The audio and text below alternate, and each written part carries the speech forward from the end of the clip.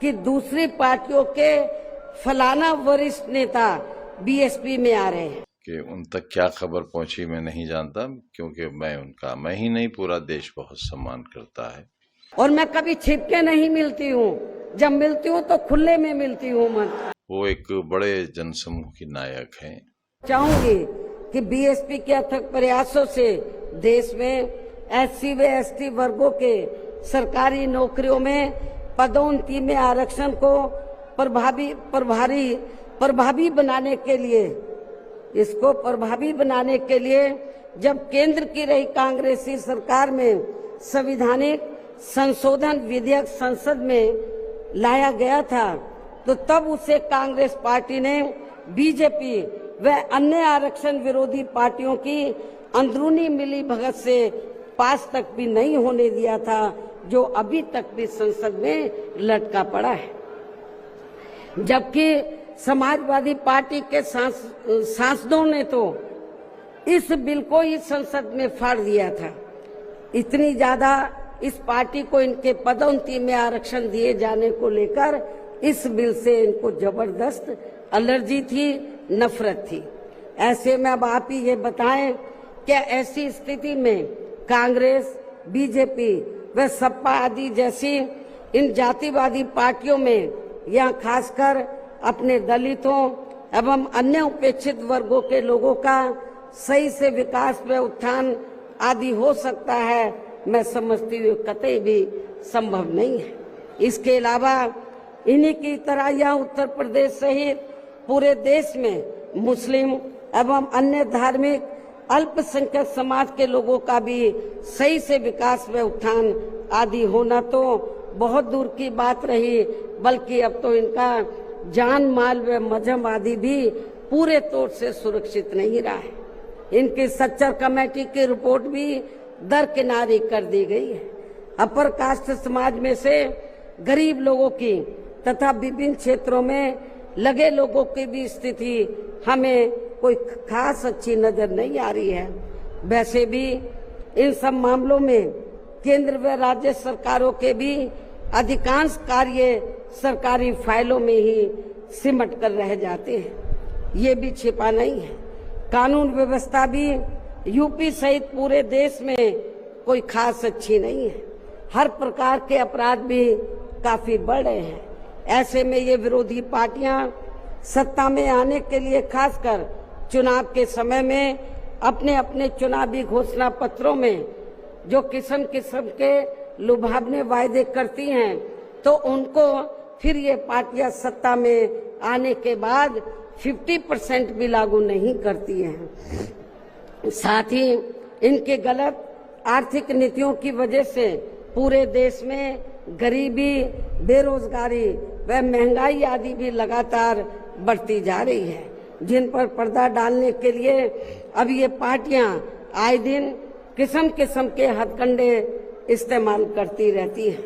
इतना ही नहीं, बल्कि अब तो सत्ता एवं विपक्ष अंदर अंदर मिलकर वे अपनी जातिवादी मानसिकता के तहत चलकर यहाँ बाबा साहब डॉक्टर भीमराव अंबेडकर द्वारा निर्मित किए गए इनके मानवतावादी व समतामूलक भारतीय संविधान को भी बदलकर इसे ये पुराने वाले जातिवादी ढांचे में ही परिवर्तित करना चाहते हैं, जिसके लिए इनके साधु संत भी आए दिन पैरवी करते रहते हैं, जिसे हमारी पार्टी बीएसपी कतई भी बदलने नहीं देगी, चाहे इसके लिए हमें कितना भी संघर्ष क्यों ना करना पड़े। तभी फिर यहाँ दलितों, आदिवासियों, पिछड़े वर्गों एवं अन्य उपेक्षित वर्गों के लोगों के कानूनी अधिकार सुरक्षित व बचे रह सकते हैं। वरना इन वर्गों के लोगों को अभी तक थोड़ा बहुत जो भी लाभ मिल रहा है, तो फिर यहाँ संविधान बदलने पर ये काफी कुछ खत्म ही हो जाएगा, जिन्हें बचाने व बरकरार रखने के लिए इन सभी वर्गों के लोगों को बीएसपी के झंडे तले आपस में एकजुट होना बहुत जरूरी है। साथ ही अपनी बीएसपी पार्टी को हर स्तर पर मजबूत बनाकर इसे सत्ता में भी लाना बहुत जरूरी है। क्योंकि बीएसपी ही एक ऐसी पार्टी है जो यहाँ बाबा साहब के बनाए गए संविधान को सुरक्षित रख सकती है और संविधान के मुताबिक चलकर यहाँ सदियों से उपेक्षित रहे दलित एवं अन्य उपेक्षित वर्गों के लोगों को अपने पैरों पर खड़ा कर सकती है। और ये सब आप लोगों ने यूपी में अपनी पार्टी की 4 बार रही सरकार के दौरान होते हुए देखा है। ऐसे में अब यूपी में बीएसपी को ही फिर से सत्ता में लाकर यहाँ की जनता को हर मामले में खुशहाल बनाना होगा, जिसके लिए पार्टी के लोगों को सन 2007 में हुए विधानसभा आम चुनाव की तरह ही इस बार भी यहाँ पूरे प्रदेश में प्रत्येक पोलिंग बूथ स्तर पर अब इसके लिए करना क्या आप लोगों को, जिसके लिए पार्टी के लोगों को सन 2007 में हुए विधानसभा आम चुनाव की तरह ही इस बार भी यहाँ पूरे प्रदेश में प्रत्येक पोलिंग बूथ स्तर पर सर्व समाज को व विशेषकर बहुजन समाज के लोगों को उनकी छोटी छोटी बैठकों के जरिए उन्हें बीएसपी की सर्वजन हिताय व सर्वजन सुखाय की नीतियों एवं सिद्धांतों आदि से जोड़ना है और इस दौरान इन्हें बीएसपी के बेहतरीन रहे शासन काल की उपलब्धियों के बारे में बताना है। साथ ही उन्हें विरोधी पार्टियों के किस्म किस्म के हथकंडों से सावधान रहने के बारे में भी जरूर बताना है। और आज जो भी बातें मैं आप लोगों के सामने रख रही हूं तो उन्हें भी इन छोटी छोटी बैठकों में जरूर बताना है। और यदि पार्टी के लोग मेरी इन सब बातों पर सही से अमल कर लेते हैं तो फिर इस बार अपनी पार्टी के हाथों में यहाँ सत्ता जरूर आ जाएगी। इसके अलावा जहाँ तक अपनी पार्टी के लिए अकेले चुनाव लड़ने का सवाल है, आप लोग ध्यान से सुने मेरी बात। इसके अलावा जहाँ तक अपनी पार्टी के लिए अकेले चुनाव लड़ने का सवाल है तो इसके बारे में भी यहाँ मैं अपनी पार्टी के अब तक के रहे अनुभवों को ध्यान में रखकर ये बताना जरूरी समझती हूँ कि देश के अन्य प्रदेशों की तरह खासकर यहाँ यूपी में जब भी हमारी पार्टी ने विधानसभा का आम चुनाव गठबंधन करके लड़ा है तो तब फिर हमारी पार्टी को कोई विशेष लाभ नहीं हुआ है, क्योंकि हमारी पार्टी का जो वोट है, हमारी पार्टी का वोट तो गठबंधन वाली पार्टी को एक तरफा ट्रांसफर हो जाता है, लेकिन उनका जातिवादी मानसिकता की वजह से विशेषकर अपर कास्ट समाज का वोट बीएसपी के उम्मीदवारों को ट्रांसफर नहीं हो पाता है। और वास्तव में यही सही और हकीकत भी है, जिससे फिर हमारी पार्टी के उम्मीदवार भी बहुत कम जीत पाते हैं तथा पार्टी का वोट प्रतिशत भी काफी कम हो जाता है। इसके साथ ही गठबंधन की सरकार बनने पर अपनी पार्टी के नेतृत्व में बनी ये सरकार समय से पहले ही गिर जाती है। जब हम गठबंधन करके चाहे चुनाव लड़ें, वोट प्रतिशत भी कम होता है, सरकार बनाए तो समय से पहले ही गिर जाती है। जैसे सन 1993 में बीएसपी ने सपा से गठबंधन करके यहाँ यूपी में विधानसभा का आम चुनाव लड़ा था तो पार्टी केवल 67 सीटें ही जीत पाई थी। उसके बाद फिर 1996 में पार्टी ने कांग्रेस पार्टी से गठबंधन करके यहाँ विधानसभा का आम चुनाव लड़ा था तो तब फिर पार्टी केवल 67 सीटें ही जीत पाई थी। पहले भी 67, उसके बाद में भी 67। और जब सन 2002 में पार्टी ने यूपी विधानसभा का आम चुनाव अकेले लड़ा था तो तब पार्टी लगभग 100 सीटें जीत गई थी सन 2002 में, जिसमें पार्टी के 2 जीते हुए आजाद उम्मीदवार भी शामिल हैं, जिनको किन्हीं कारणवश सिंबल समय से नहीं मिल पाया था। और फिर इससे पार्टी के लोगों का काफी मनोबल भी बढ़ा था। लेकिन यहाँ खास ध्यान देने की बात यह है कि पार्टी इन तीनों बार पार्टी तीनों बार गठबंधन की बनी सरकार में अपना कभी भी समय पूरा नहीं कर पाई। हमने तीनों बार जब गठबंधन करके सरकार बनाई तो कभी भी अपना समय पूरा नहीं कर पाई है, अर्थात समय से पहले ही गिर गई है। आप रिकॉर्ड उठाकर देख लो। इसके बाद सन 2007 में पार्टी ने फिर से अकेले यहाँ यूपी में विधानसभा का आम चुनाव लड़ा था, तो तब फिर अपनी पार्टी 200 से ऊपर सीटें जीत गई थी। और फिर हमने यहाँ यूपी में पहली बार पूरे 5 साल के लिए अकेले ही अपनी पार्टी की पूर्ण बहुमत की सरकार बनाई थी। और इस दौरान हमने सर्व समाज के हित में काफी ऐतिहासिक कार्य किए थे। ऐसे में पार्टी द्वारा गठबंधन करके चुनाव लड़ने से या फिर गठबंधन की सरकार बनाने से भी यहाँ सर्व समाज में से खासकर गरीबों एवं बहुजन समाज के लोगों का सही से विकास व उत्थान आदि नहीं हो सकता है। इसलिए इस बार यहाँ यूपी विधानसभा के होने वाले आम चुनाव में अब तक के रहे अनुभवों के मुताबिक हमारी पार्टी ने सन 2007 की तरह ही अकेले चुनाव लड़ने का फैसला लिया है। वैसे मुझे ये पूरा भरोसा है कि आज के कार्यक्रम में अपने खुद के पिछले सभी रिकॉर्ड तोड़ते हुए उम्मीद से कई गुना ज्यादा लाखों की संख्या में आई ये अपार भीड़ इस बार यहाँ यूपी में होने वाले विधानसभा आम चुनाव में अपनी पार्टी को सत्ता में जरूर लाएगी। और इसके लिए अभी से ही पार्टी के लोगों को यहाँ विरोधी पार्टियों के पुराने व नए सभी षड्यंत्रों व हथकंडों आदि से सावधानी बरतते हुए अपनी पार्टी के जनाधार को बड़े पैमाने पर बढ़ाना है। साथ ही हर स्तर पर पार्टी को मजबूत भी बनाना है। विरोधियों की अफवाहों से भी पार्टी के लोगों को जरूर सचेत रखना है।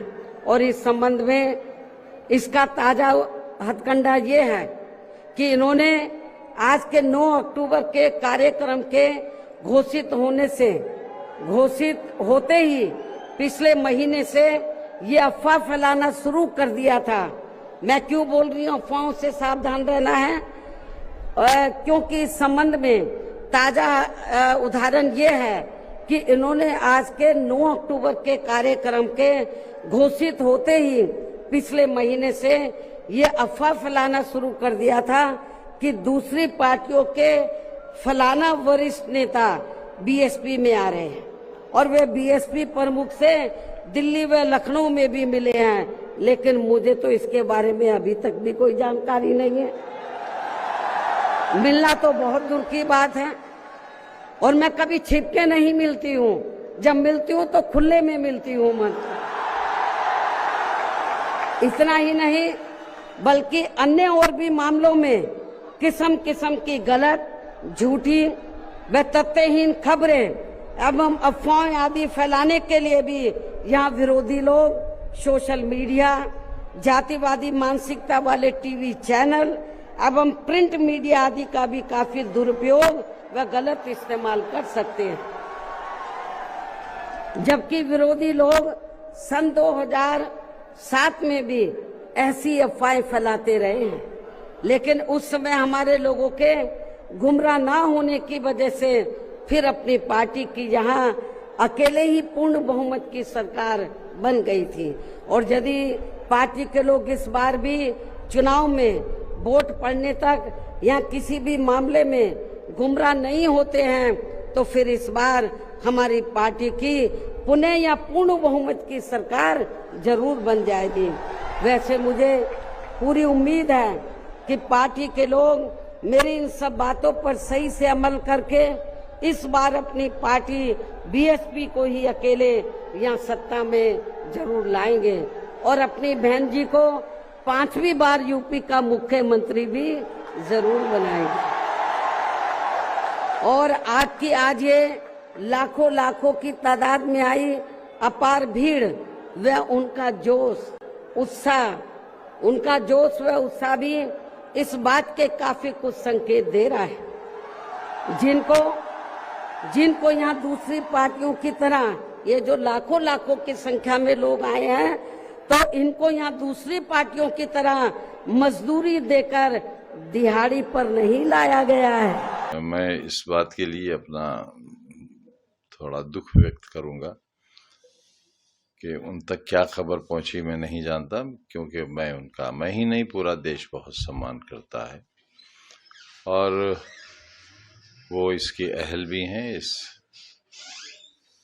मेरा उनसे मुख्यमंत्री रही नहीं रही इससे कोई लेना देना नहीं, लेकिन वो एक बड़े जनसमूह की नायक हैं।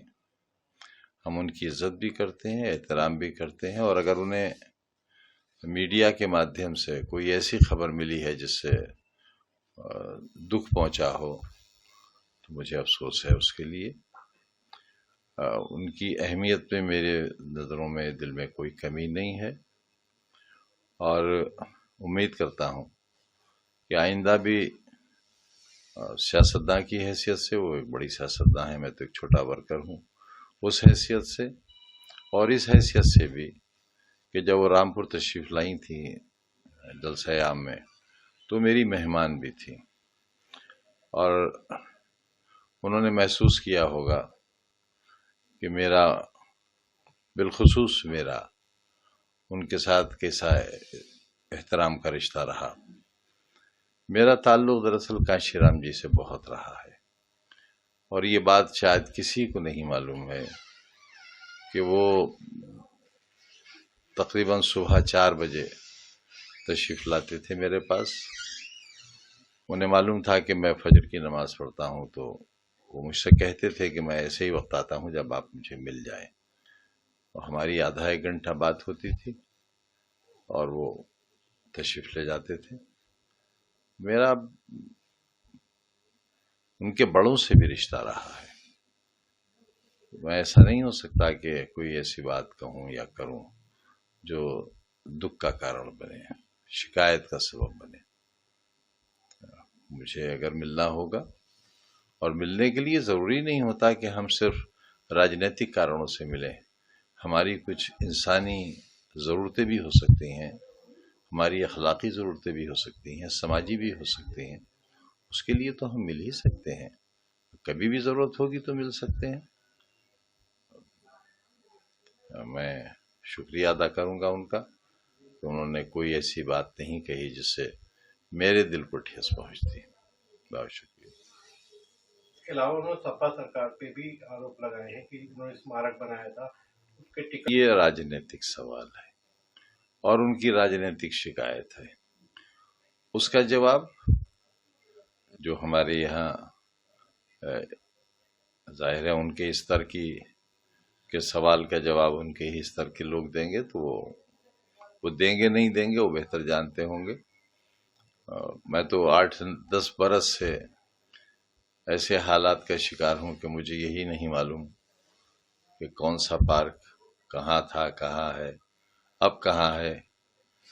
तो ये 10 साल बड़े ही सख्त गुजरे हैं और अभी कुछ मालूम नहीं कि अगला वक्त कैसा है। तो अगर हम सत्ता में आते हैं, जिसकी उम्मीद की जा सकती है, तो कोशिश करेंगे कि वो उनकी शिकायतों का समाधान हो और आगे कोई ऐसा मौका न मिले उन्हें कि इस तरह के जो समाजी काम हैं और जो राष्ट्र के लिए हैं उन पर किसी तरह की ऊंच नीच की बात आए।